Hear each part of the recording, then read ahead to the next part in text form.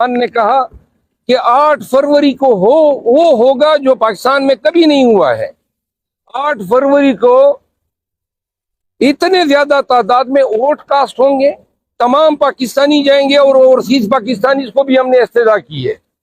और इतने वोट कभी तारीख में कास्ट नहीं हुए और इतने ज्यादा वोट किसी एक पार्टी के लिए कास्ट नहीं हुए होंगे। तो 8 फरवरी का कोई इलाज नहीं है, किसी के पास नहीं है।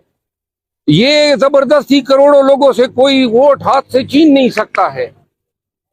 रिगिंग पे या इलेक्शन में फ्रॉड या धोखाधड़ी के मामलात पे तमाम पोलिंग एजेंट अब ट्रेन हैं और आने वाले दिनों में हम स्पेसिस के जरिए, कन्वेंशन के जरिए वर्कर को ट्रेन कर रहे हैं कि किसी भी हालत में जब तक कि नतीजा जो है तहरीरी तौर पर आपको थमा न दिया जाए, आपने पोलिंग स्टेशन और बक्से से दूर नहीं जाना है।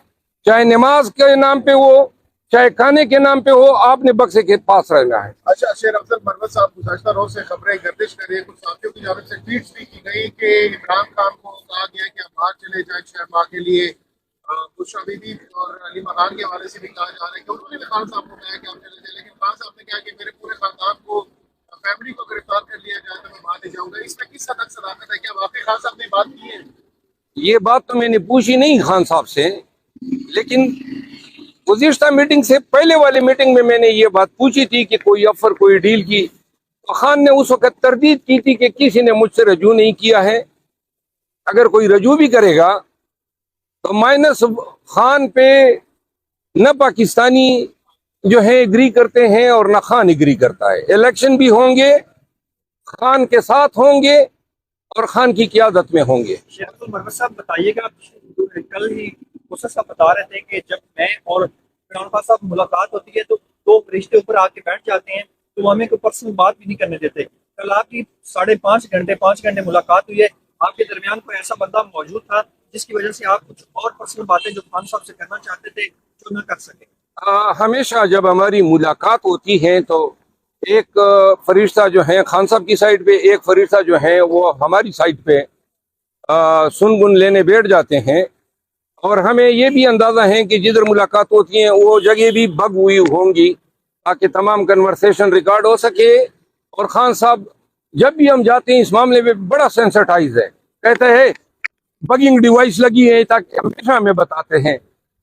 कल की मुलाकात जरा मुख्तलिफ इस अंदाज में थी कि जिस हाल में कम्युनिटी हॉल में बेनज़ीर भुट्टो शहीद साहिबा की जो ट्रायल हुए थे वो बड़ा सा हाल है, अदालत है, तो हम वहाँ पे बैठे थे, खुली जगह है और खान साहब और हम इकट्ठे बैठे थे। जो फरिश्ते थे और जो अनकीर मुनकीर थे वो हमसे थोड़े फासले पे बैठे। नजर नहीं आते वैसे, क्या भी मखलूक होती है। अच्छा, दूसरे वाले में कल आपने पानी की बोतल वहाँ से खान साहब को उठा के लाई, उसकी क्या कीमत लगी? किसी को दे दी है या विश्वास है? कीमत क्यों लगाएंगे यार? नहीं, कोई लेना चाह रहा होगा तो पसंद तो नहीं, हाँ, वो मैं किसी इंतहाई कमिटेड वर्कर को दूंगा और बाकायदा वीडियो पे दूंगा। क्यों उठाई, किस मकसद के लिए उठाई? खान साहब से परमिशन ली आपने उठाने से पहले? हाँ, वो खान साहब और मैं इकट्ठे बैठे थे, दरमियान में बोतल थी। 1 घंटे में खान ने 5 दफा वो बोतल मुंह से लगाई और एहतरामन में बोतल उठा के उनको देता था। तो खान साहब जब अदालत खत्म हुई तो बोतल भूल गए, रवाना हो गए। मैंने पीछे से उठा ली, मैंने कहा ये मैं ले गया। ये तो खान साहब आप मिनरल वाटर मिल रहे हैं, मामलात बेहतर है खान साहब की जेल के अंदर, इसका मतलब है मिनरल वाटर पी रहे हैं। ये मिनरल वाटर कोई आबे जमजम हुआ या आबे हयात हो गया?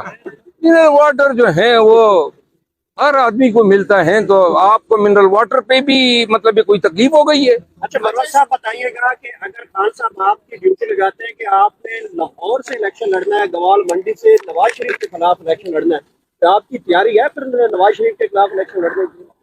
ये तो मेरी खुश नसीबी होगी अगर खान साहब ये फरीजा हमें इनायत कर दे। गवाल मंडी के लोगों को एंटरटेन भी करेंगे, नवाज शरीफ साहब की किस्से, कहानियां और कामयाबियां व कामरानियां भी सुनाएंगे और नवाज शरीफ भी याद रखेगा कि खुशबू लगा के कोई पठान आया था। अच्छा, शेर अफजल मरवत साहब, आपने भी कहा कि जैसे हम जाते हैं तो खान साहब पहले इशारा करते हैं कि ये भग रहे रूह, तो कौन सी ऐसी खुफिया या खास बातें होती हैं जो कि आपको खान साहब पहले अलर्ट कर देते हैं आपको, और जब गुफ्तगू करते हैं तो फिर आहिस्ता आहिस्ता इशारों करारे में बातें करते हैं या फिर नॉर्मली जिस तरह जब मुलाकात यानी कॉन्फ्रेंस हॉल में हमारी मुलाकात होती है, उस वक्त अगर हमने कोई खुफिया बात करनी होती है, ऑब्वियसली बहुत सारी बातें होती हैं जो आप चाहते हैं कि लोग न सुने, तो हम आगे बढ़ के, और खान साहब भी दरमियान में मेज पड़ी होती है, वो आगे बढ़ के हम उनके कान में कुसर कुसर के जरिए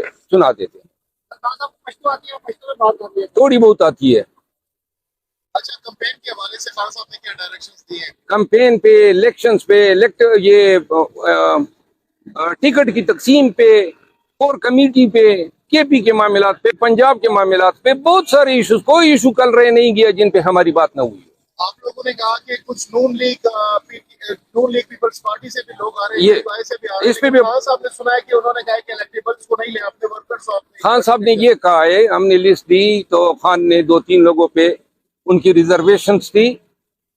उन्होंने कहा कि हम नहीं चाहते हैं कि हम 2018 के मामलात में दोबारा पड़ जाएं, जहां पे इलेक्टेबल्स को तरजीह दे के अपने वर्कर्स को हमने जो है इग्नोर किया। तो लिहाजा उन्होंने कहा कि हमारी पहली तरजीह हमारे वर्कर्स हैं, अलबत्ता जहां पे हमारी पोजीशन सियासी तौर पे कुछ ऐसे मामलात की वजह से मुस्तहकम नहीं है, तो वहां पे अगर इलेक्टेबल्स आते हैं तो यूं जो है खान साहब ने वो अहेड दिया है, लेकिन डिपेंड ये करता है कि कौन आ रहा है और किस हल्के से। अच्छा। किसी